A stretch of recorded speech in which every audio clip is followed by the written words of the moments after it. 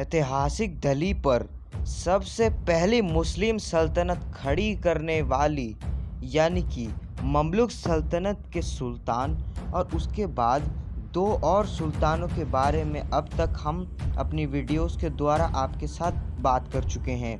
आज हम आपको उसी ममलुक सल्तनत के चौथे सुल्तान के बारे में बताने जा रहे हैं, तो वीडियो को स्किप ना करके एंड तक ज़रूर देखिएगा।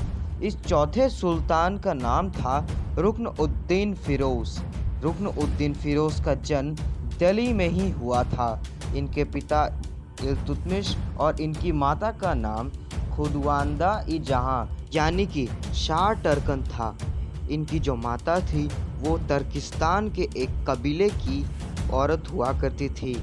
जैसे ही रुक्न उद्दीन फ़िरोज़ धीरे धीरे बड़े होने लगे, कुछ समय बाद ही उन्हें बदौन की कमान अपने हाथों में मिल गई सन 1228 में, और अब बदौन पर पूरे तरीके से वो अपना शासन चला सकते थे, लेकिन अभी भी वो अपने पिता इल्तुतमिश के अधीन ही थे।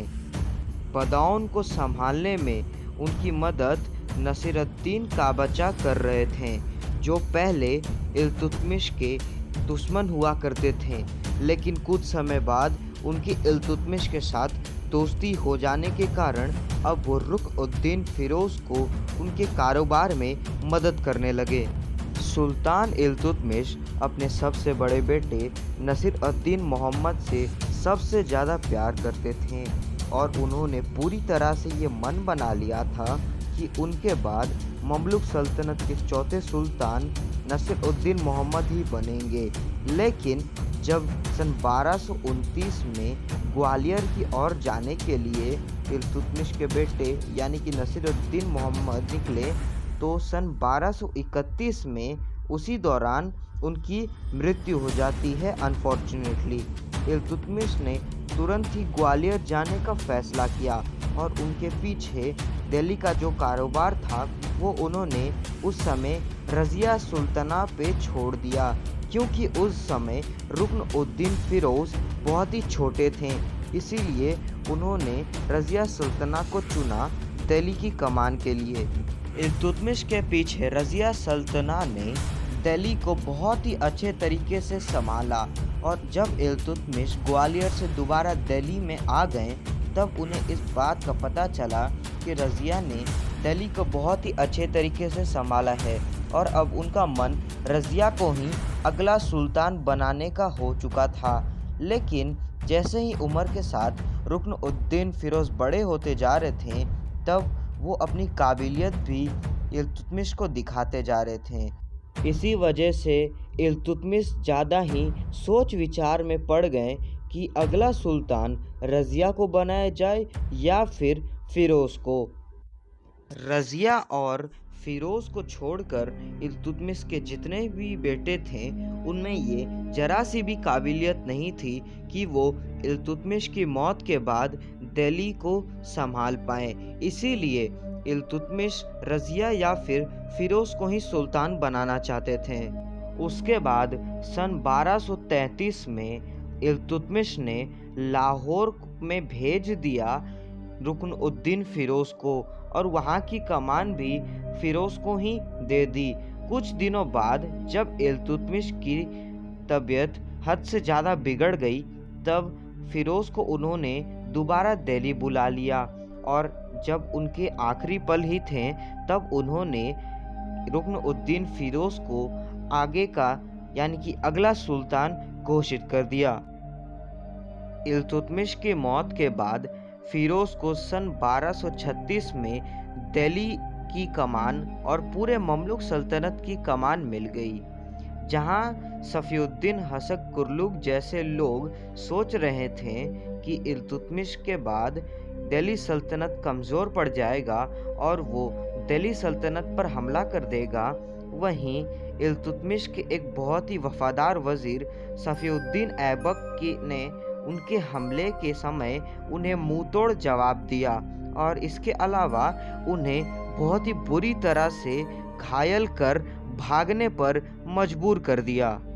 ममलुक सल्तनत पर लिखे जाने वाली सबसे पुरानी और ऐतिहासिक ग्रंथ यानी कि मिनहज में ये कहा गया है कि रुकनुद्दीन के अंदर 3 खासियत हुआ करती थी।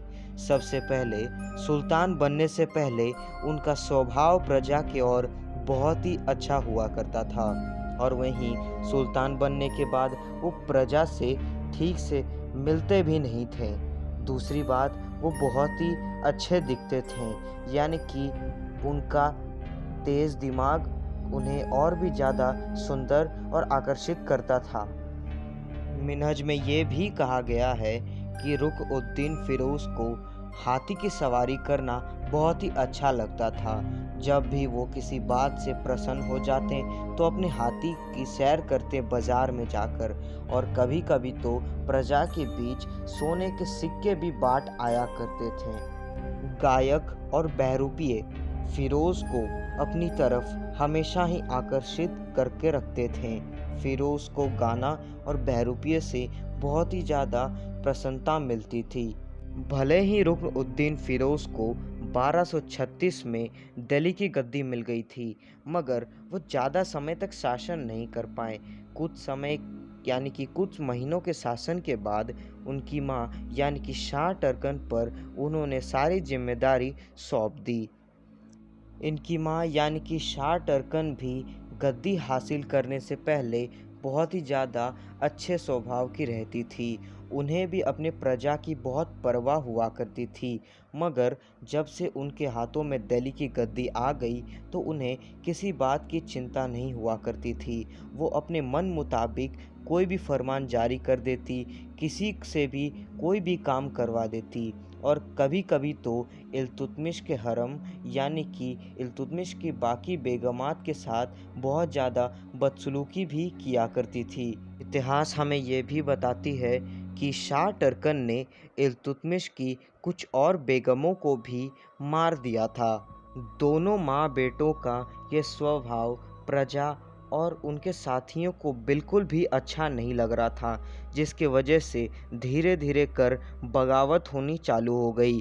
सबसे पहले अवध के सूबेदार यानी कि मलिक घियास-उद-दीन मोहम्मद शाह, जो कि इल्तुतमिश के बेटे यानी कि रुकनुद्दीन फिरोज के भाई थे, उन्होंने फिरोज के खिलाफ जंग कर दी।